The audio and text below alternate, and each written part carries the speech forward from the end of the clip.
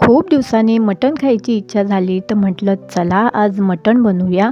आणि नेहमी नेहमी मटण नाही खात, कधीतरी इच्छा झाली तरच मटण खाते. तर चला तर मग आज रेसिपीला सुरुवात करूया.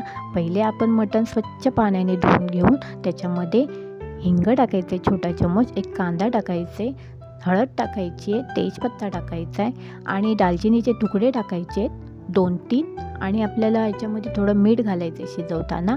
आणि ह्याला शिट्ट्या द्यायच्या आहेत, 1-2 शिट्ट्या द्यायच्या आहेत आपल्याला. शिट्ट्या देऊन झालेल्या आहेत, आपलं मटण शिजलेलं आहे. इकडं तेलामध्ये दालचिनी, 2 काळी विलायची, तेजपत्ता आणि कांदा हे टाकून आपल्याला फ्राय करून घ्यायचं आहे. चांगलं फ्राय करून झालं की त्याच्यामध्ये कढीपत्ता टाकायचा आहे. कढीपत्ता टाकला की टोमॅटो पण टाकायचे आहेत आणि हे मिक्स करून घ्यायचे आहे ब्राऊन होईपर्यंत. मिक्स करून झाले की याच्यामध्ये मसाल्यांचे वापर करायचे.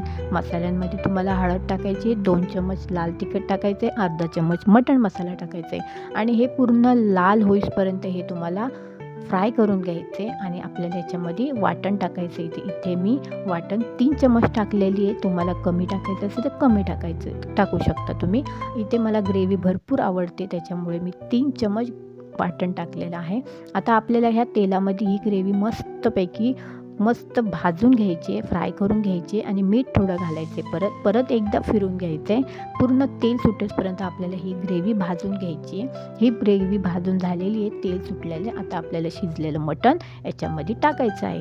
मटण शिजून टाकलेलं आहे तर ते परत मिक्स करून घ्यायचे चांगल्यापैकी. हे पाणी जेवढं आहे तेवढं याच्यामध्ये आटवून घ्यायचं आहे आणि चांगलं फ्राय करून घ्यायचं आहे. हे बघा मी कसं फ्राय करते. आणि वरती कोथिंबीर टाकून झाकण ठेवून द्यायचे कारण आपल्याला वाफेवरच बनवायचं. आपलं मटण आधी शिजलेलं आहे.